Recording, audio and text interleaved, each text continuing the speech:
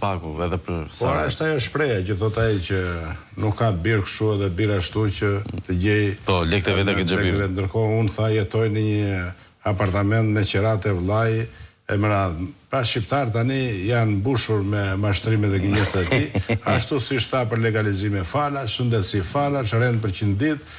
Çfarë premtime nuk bëri ky njeri dhe asgjë nuk bëri. Sali Berisha futet në histori për rrugën e kombit, bashkoi kombin, Shqipëri NATO, lëvizje e lirë dhe Sali Berisha i dafuzit Shqipërinë në Bashkimin Evropian, është mbyllur kjo dhe do ikin me nder si politikan që ka lënë gjurmë në Shqipëri mbas Skënderbeut, Ismail Qemalit. Okej, po Sali Berisha. Rama ka premtuar hekurudh Shqipëri-Kosovë. Kështu që Rama çfarë nuk e besoni? Çfarë nuk beson. Jo unë që nuk e besoj, por nuk e besojnë as socialistët. Mbase shiritin e Hekurudhës do ta presin Ilir Meta pasi dalin në Burgu dhe t'i bëjë një vizitë Ramës në qeli tjetër, mbase jo te qelia 5 ku është Meta, por në qelia të ngjitur që mund të jetë 4 ose 6. E kuptoj. Ndërkohë, një koment tjetër dua për foton 7 nga ana e zotit Maliqi. Janë fotot të kësaj fundjavë në Kamës, një kryeministër që le të themi qëndron në këtë pamje.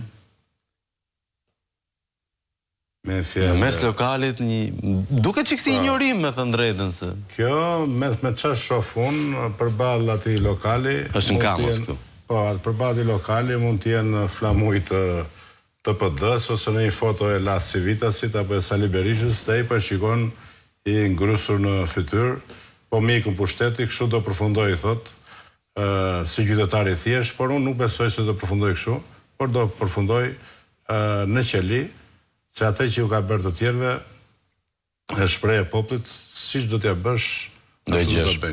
E qartë. Ndërkohë, ndërgoni pak, zoti Maliqi, ju thatë që do të keni grupet tuaja të monitorimit të shitblerjes së votës në ditët e fundit. Një çështje tjetër që duket se është shumë shqetësuese për zgjedhjet e 11 majit është një përpjekje këmbgulse e kryeministrit për të angazhuar dhe riangazhuar sërish bandat të krimit të organizuar që u përdorën në 2021. A ekziston ky si shqetësim në Berat apo e keni gjetë ilaçin? Unë mendoj që përgjigjen e dur edhe Sali Berisha, edhe në Berat po dhe kudo, që kushdo që do tentoj të intimidoj votën, të manipuloj apo të kërcënoj votuesit, do të shpallet organizat terroriste. Kështu që përgjigjen e kanë, unë e provova në Kuçov, ngrita grupet e mia,